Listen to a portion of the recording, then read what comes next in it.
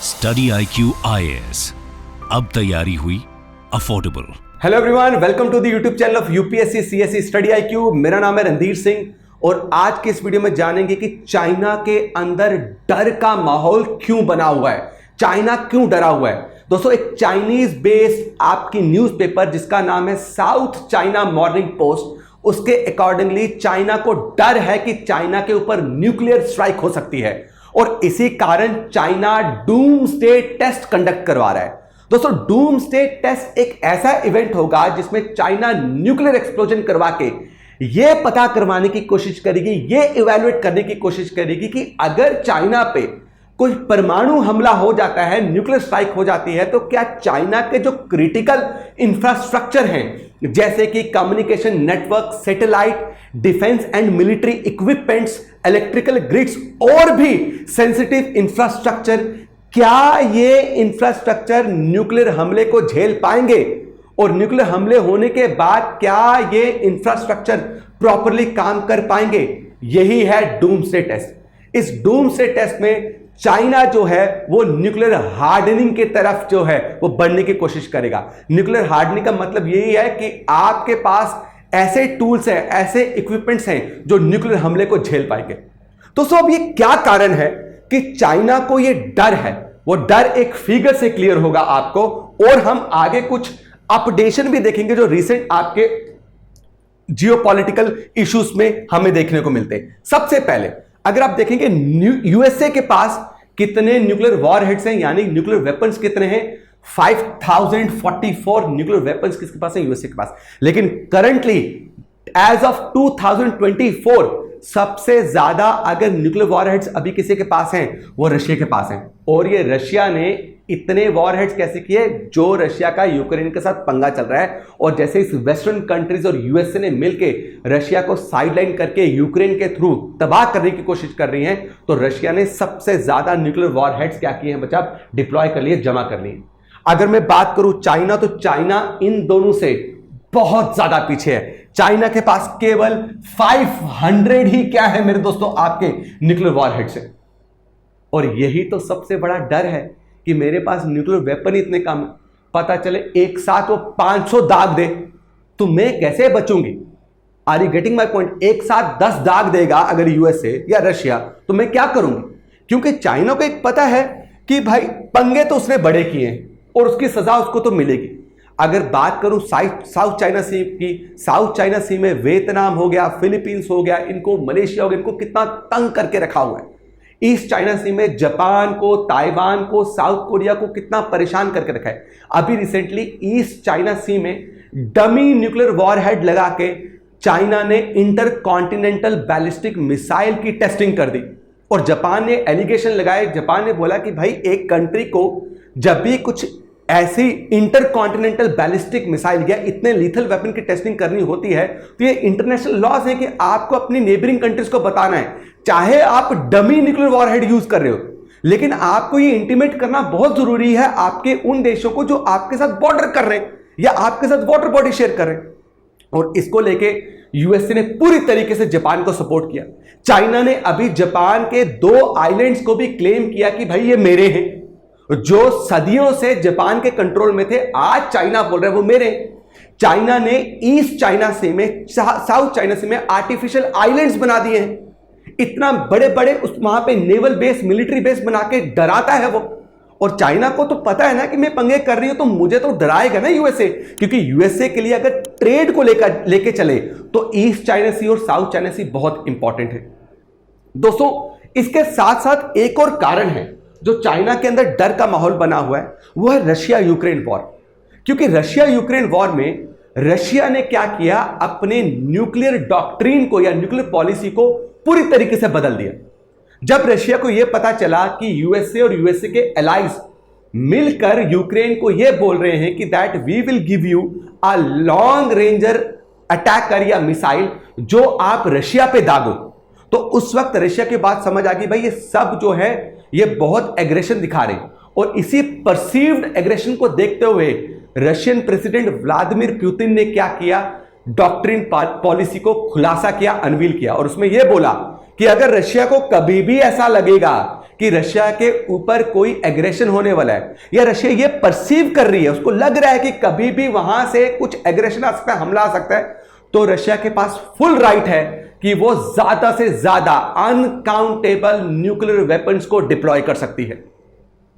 और इसकी वजह से क्या हुआ है, अब एक नई दौड़ शुरू हो चुकी है ज्यादा से ज्यादा न्यूक्लियर वेपन्स की प्रोडक्शन की।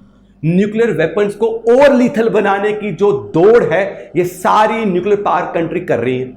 और यही डर है चाइना के पास, क्योंकि चाइना को पता है when it comes to nuclear weapon, USA technology और नंबर में हमेशा चाइना से आगे है।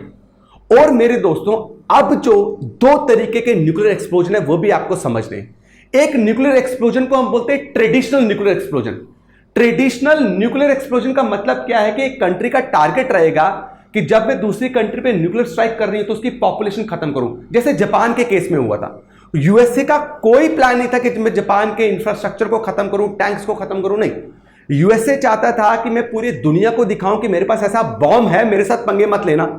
और दूसरी बात, यूएसए जापान की लैंड में लड़ना नहीं चाहता था। तो उस वक्त के यूएसए के जो प्रेसिडेंट थे उनका नाम था ट्रूमैन। तो उन्होंने यह फैसला लिया कि हमें जापान को अनकंडीशन, किसी भी कंडीशन के बेसिस पे हमें उनको क्विट नहीं करवाना, हमें उनको सरेंडर करवाना अनकंडीशनली, और हम उनकी लैंड पे जाके नहीं लड़ेंगे। वो इस वक्त तक यूएसए ने एटम बॉम्ब का टेस्टिंग भी कर ली थी। तो उन्होंने प्लान किया कि हम क्या करेंगे मेरे दोस्तों, न्यूक्लियर बॉम्ब ड्रॉप करेंगे, एटम बॉम्ब ड्रॉप करेंगे, और ज्यादा से ज्यादा उनकी आबादी को तबाही मचाएंगे। उनकी आबादी जब मरेगी तो खुद ब खुद जापान जो है वो बो डाउन करेगा, सरेंडर करेगा। लेकिन अब आपको पता है यूएसए और मैक्सिमम जो न्यूक्लियर पावर कंट्रीज हैं, इनके पास दूसरा भी तरीका न्यूक्लियर एक्सप्लोजन करने का। वो जमीन पर नहीं होगा, वो अगर किसी देश के ऊपर किया जाएगा, उसके देश के ऊंचाई पे, उस देश से कितनी ऊंचाई पे होगा, कम से कम 30 से 400 किलोमीटर की ऊंचाई पे।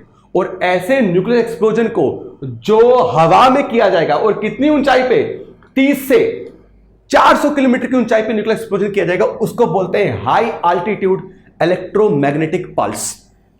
ये हाई आल्टीट्यूड इलेक्ट्रोमैग्नेटिक पल्स का यही मकसद है कि इसको स्ट्रेटोस्फीयर लेयर में एक्सप्लोड करके इससे जनरेट करेंगे इलेक्ट्रोमैग्नेटिक पल्स। और दोस्तों, ये इलेक्ट्रोमैग्नेटिक पल्स इतनी इलेक्ट्रिकली चार्ज होती है कि ये कंट्री के आबादी को टारगेट नहीं करेगी, कंट्री की टेक्नोलॉजी को पूरी तरीके से ध्वस्त कर देगी, कंट्री के इंफ्रास्ट्रक्चर को पूरी तरीके से खत्म कर देगी। कंट्री प्रिमिटिव स्टेज में चली जाएगी, कंट्री की अर्ली मैन जैसी वाली हालत हो जाएगी। ये इतना भयानक अटैक होगा। और स्पेसिफिकली चाइना को यही डर है कि चाइना के जमीन पर अटैक नहीं करेंगे, चाइना की पॉपुलेशन को टारगेट नहीं करेंगे यूएसए। अगर यूएसए टारगेट करेगा तो चाइना के, मेरे दोस्तों, आपके क्रिटिकल इंफ्रास्ट्रक्चर को टारगेट करेगा। दोस्तों, अगर ये चाइना को डर है तो ये कंसर्न इंडिया के लिए भी बनता है। Not from USA but it can come from China. तो हमें भी पूरी तरीके से इस न्यूक्लियर डिटरेंस की तरफ ध्यान देना पड़ेगा। जैसे कि हमने रिसेंटली सबसे powerful ballistic missile submarine launch की है। अब this is the right time, जिस तरीके से ग्लोबल लेवल पे सारी न्यूक्लियर पावर कंट्रीज टेक्नोलॉजी और नंबर को बढ़ा रही हैं न्यूक्लियर वेपन्स के, इंडिया के पास अभी टाइम है कि अब ये जो फ्रेंडली पॉलिसी हमने हमेशा अपनाई है, जो पीस को लेके हम हमेशा चले हैं, this is the right time कि अपने डिफेंस को बहुत स्ट्रांग बनाने के लिए हमें चाइना से भी बेहतरीन टेस्ट करने पड़ेंगे और बेहतरीन न्यूक्लियर वेपन्स की डिप्लॉयमेंट करनी पड़ेगी और प्रोडक्शन करनी पड़ेगी।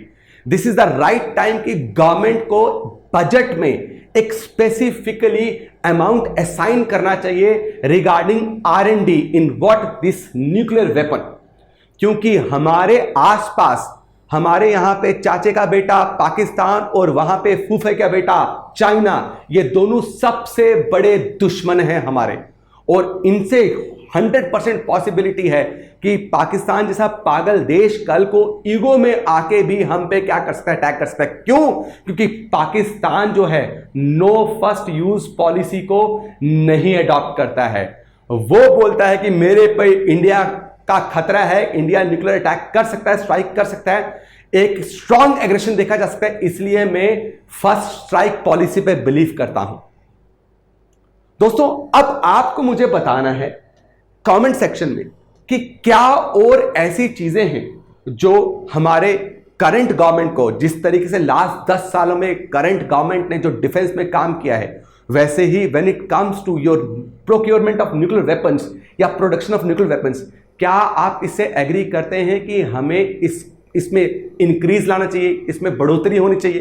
कमेंट सेक्शन में जरूर कमेंट करके बताइएगा। और आपके लिए एक क्वेश्चन भी है कि which of the following country has adopted no first use policy? तो इनमें से कौन सी ऐसी कंट्री है जो नो फर्स्ट यूज पॉलिसी को अडॉप्ट करती है? पाकिस्तान, नॉर्थ कोरिया, यूएसए या नन ऑफ द अबव? तो आंसर कमेंट सेक्शन में जरूर बताइएगा। सबका धन्यवाद, बहुत बहुत शुक्रिया, जय हिंद। स्टडी IQ IAS, अब तैयारी हुई अफोर्डेबल।